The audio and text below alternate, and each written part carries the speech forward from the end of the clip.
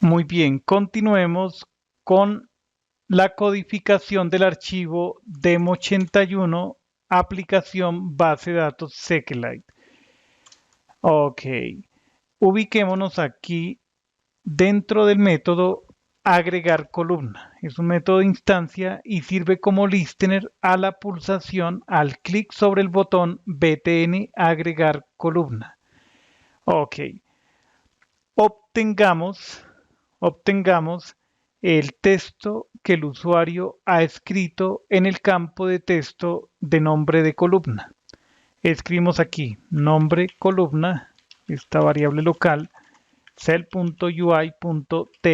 no recuerdo el nombre de ese campo, txt nombre columna. Listo. Punto text, con eso leemos el texto que hay ahí dentro de ese campo de texto. Esa función retorna un objeto string. Removamos el espacio que haya al principio y al final de la cadena. Para eso nos sirve la función strip. Comprobemos que efectivamente ese nombre de columna cumpla con la expresión regular que escribimos aquí. ¿Cómo le hacemos? Indicamos lo siguiente. Cell.regex.match. Pasamos como argumento nombre columna. Si pasa la prueba, esto va a ser true. Aquí realizamos ciertas operaciones. En caso contrario, informamos al usuario que algo ha salido mal, que ese, ese nombre de columna no es válido. Entonces, decimos aquí cell.mensaje.setWindowTitle, window title, escribimos aquí mensaje. Ok, cell.setMensaje set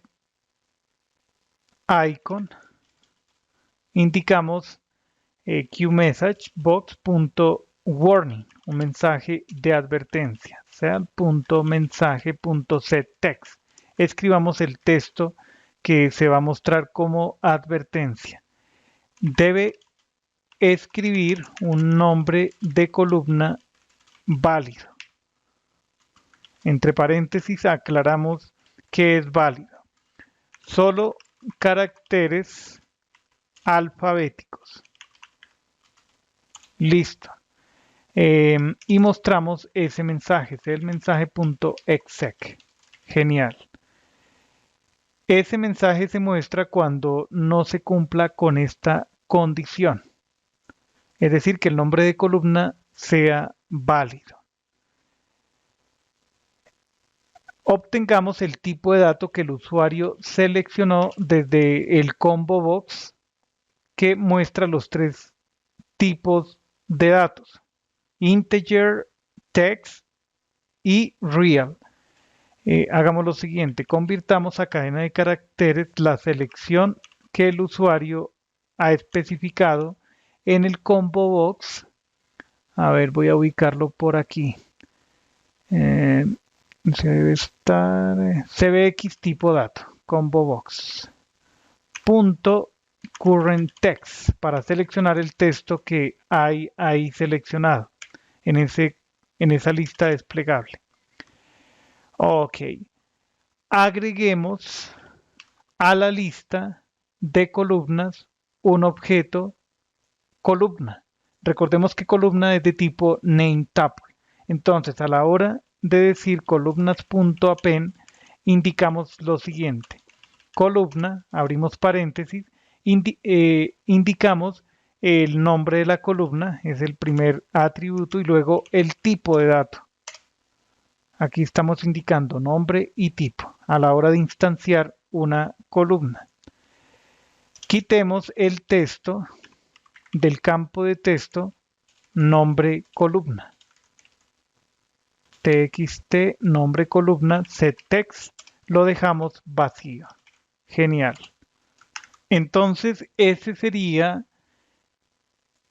el código, la implementación para el método de instancia agregar columna, que responde al evento clic sobre el botón btn agregar columna.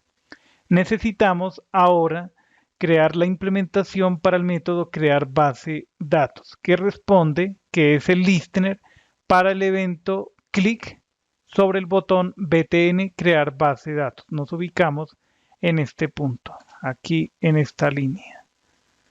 A la hora de crear la base de datos necesitamos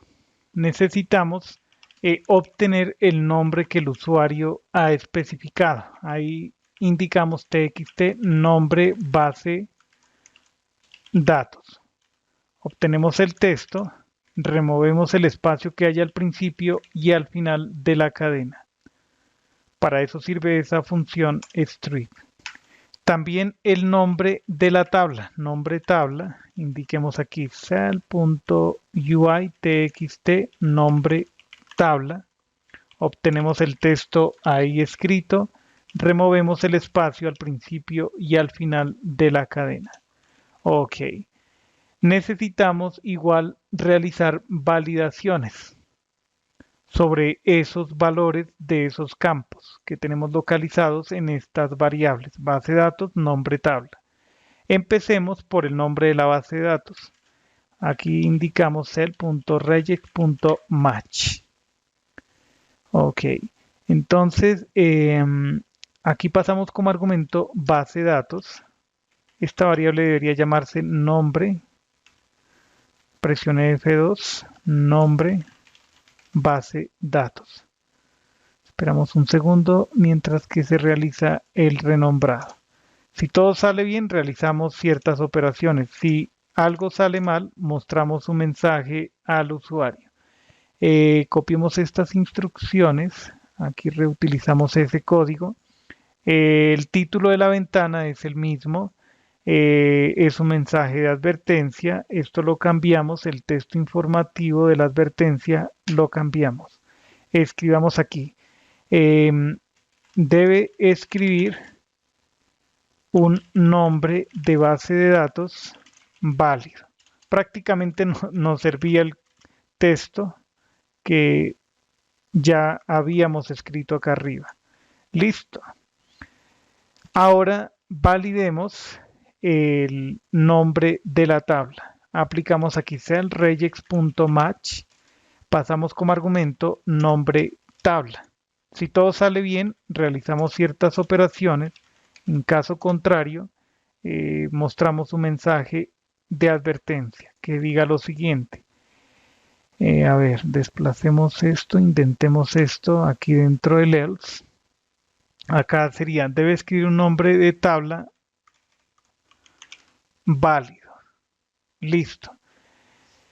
Ahora sí, otra validación que necesitamos hacer. Preguntar si el usuario ha creado o especificado nombres de columnas, si ha agregado al menos una columna. Entonces, preguntamos aquí, calculamos la longitud de el atributo columnas. Si hay columnas, realizamos ciertas operaciones. En caso contrario, informamos al usuario. Aquí indicamos lo siguiente. Debe especificar al menos una columna para la tabla. Listo. ¿Qué más necesitamos? ¿Qué más necesitamos? A ver, ya tenemos las columnas. Empecemos a escribir el código SQL para crear la tabla sobre la base de datos. Definamos aquí una variable que se llame SQL. Asignemos esta cadena de caracteres formateada. Entonces, para crear una tabla utilizamos esta sentencia SQL create table y el nombre de la tabla, es decir, nombre tabla. Y abrimos paréntesis para indicar los campos que van a ir ahí dentro. Ok.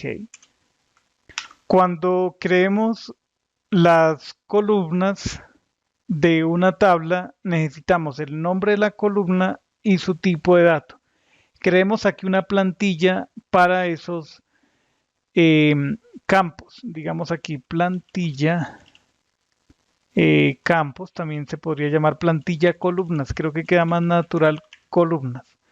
Listo, plantilla columnas e indicamos, tendríamos el nombre de la columna y su tipo de dato. Ok, entonces ahora creemos aquí una lista que se llame columnas. Esta es una variable local. No nos estamos refiriendo a esta variable de instancia. Esta variable columnas es una variable local respecto al método de instancia crear base datos. No hay colisión. Em, Aunque podríamos llamarla columnas tabla para que quede, digamos, diferenciado. Ok, ahora iteremos por cada una de las columnas que hay en la lista columnas. Recordemos que esta lista se llena cada vez que agregamos una nueva columna desde la interfaz gráfica. Entonces, por cada C columna, agregamos a la lista columnas tabla esta cadena de caracteres. Hacemos lo siguiente. Invocamos el método append, esto por cada columna. Y sobre plantilla columnas, invocamos el método format. Pasamos el nombre de la columna, es decir, aquí estamos utilizando esta tupla nombrada, el nombre de la columna y el tipo. C.tipo. Ok. No es más lo que necesitamos en este punto. A continuación, creemos una cadena de columnas. Escribamos aquí columnas SQL. Entonces, cada columna estará separada por una coma, Invocamos el método join para unir todas las cadenas de caracteres que hay en esta lista. Pasamos como argumento columnas tabla. Eso es todo. A la cadena de caracteres SQL le concatenamos lo que hay en columnas SQL más el signo de paréntesis de cierre, el cierre, o sea, abrimos acá, digamos que en este bloque de código se crean todas las columnas para esa tabla y aquí ya se cierra.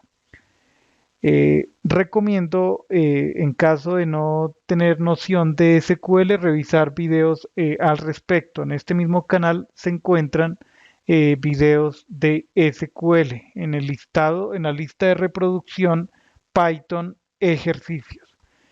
Ok, ahora sí creemos la base de datos. En un bloque try except hacemos lo siguiente. Creamos la conexión, decimos SQL SQLite3, necesitamos importar ese módulo. SQLite3, ahí está. Bajamos hasta este punto, SQLite3.connect. Entonces aquí indicamos lo siguiente. Tendríamos el nombre de la base de datos con la extensión .db. Creemos un objeto cursor, indicamos conexión.cursor, aquí invocamos esa función y ejecutamos el código SQL. Para ello llamamos a la función execute, pasamos como argumento el código SQL que está en esta variable. Ahí está la definición de la tabla. Listo, entonces ya con eso se crea la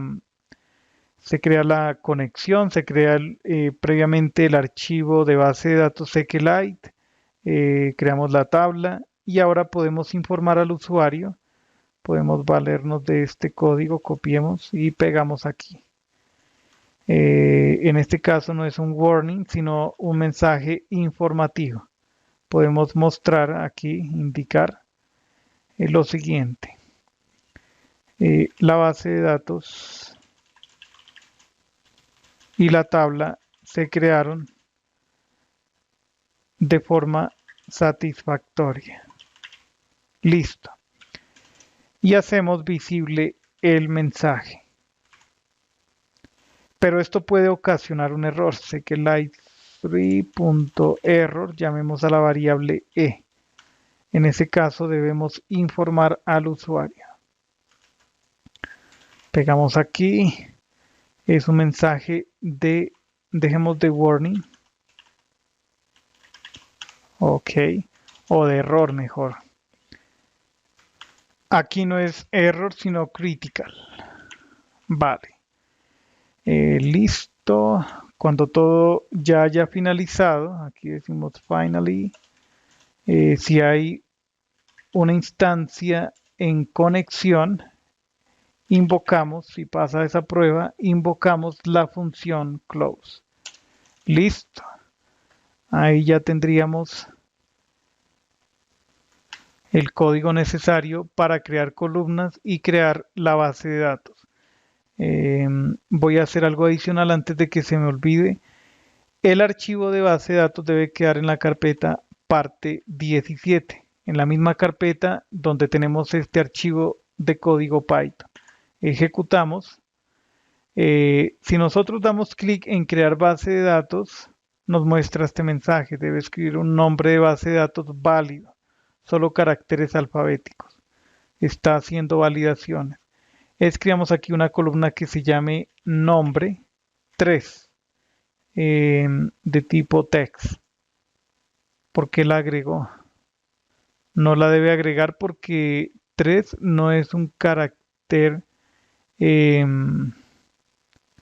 no es un carácter alfabético. Cerremos esto, vayamos hasta el método agregar columna. A ver, regex.match. ¿Cómo está la expresión regular de AZ minúscula, de AZ mayúscula? Ok. ¿Por qué está pasando la prueba? Voy a volver a ejecutar. Tenemos un error, a ver dónde. Listo, ejecutamos. Escribamos aquí A3. No la debe agregar. Voy a hacer un cambio aquí a la hora de hacer la evaluación. Escribamos aquí enfrente de este if. Después de hacer la evaluación, is not none. Ejecutamos, escribamos aquí A3, la sigue agregando. Vaya, cerremos esto. Voy a cambiar la expresión regular, esto lo dejamos como estaba. Y aquí decimos que queremos evaluar de principio a fin, que ahí haya únicamente caracteres alfabéticos. Esto significa el fin de la cadena y esto el inicio. Volvemos a ejecutar, escribamos aquí A3. Ya nos aparece el mensaje, debe escribir un nombre de columna válido, solo caracteres alfabéticos. Genial. Entonces agreguemos 3 columnas, indiquemos aquí el documento, eso será de tipo, dejemos entero, agregamos esa columna, otra columna, nombre completo, nombre, dejemos únicamente nombre, de tipo text, agregamos esa columna, escribamos aquí ahorros de tipo real. Ok, ya agregamos 3 columnas. Con esas columnas es suficiente. Intentemos crear la base de datos. Nos dice, debe escribir un nombre de base de datos válido. Vayamos hasta este punto. Indiquemos aquí, por ejemplo, demo 81. Este nombre no lo debe reconocer porque tiene números. Solamente se admiten caracteres alfabéticos. Intentemos dar aquí en crear base de datos. Dice, debe escribir un nombre de base de datos válido, solo caracteres alfabéticos. Indiquemos aquí, a ver, demo, dejemos demo base, escribamos únicamente datos, dejemos ese nombre genérico. Y también aplica la validación para el nombre de la tabla. Escribamos, por ejemplo, tabla 3. Debe escribir un nombre de tabla válido, solo caracteres alfabéticos. Escribamos aquí personas. Ok. Demos clic en el botón crear base datos. Nos informa el siguiente mensaje de satisfacción. La base de datos y la tabla se crearon de forma satisfactoria. Genial. Podemos cerrar esto y validar que efectivamente haya creado el archivo. Cerremos aquí la terminal, vayamos al explorador de archivos. La base de datos se llama datos, debe estar en orden alfabético esto. Ahí está. Ok. Podemos validar como operación adicional que efectivamente esta base de datos tenga la tabla con las 3 columnas que creamos. He utilizado la aplicación web sqliteonline.com y ya he abierto el archivo de base de datos que creamos. Notemos que aquí ya aparece la tabla personas. Expandimos esta vista, expandimos column y ahí están las 3 columnas que creamos. Documentos de tipo integer, nombres de tipo text y ahorros es de tipo real. Genial, lo logramos. Llegamos al final de esta demostración de PyQt-File. Creamos una interfaz diseñada sobre Qt Designer, luego compilamos utilizando la herramienta PyUIC-File. Codificamos además toda la lógica de interacción con la aplicación, es decir, la pulsación de botones utilizando código Python. Continuaremos en el siguiente video con más demostraciones.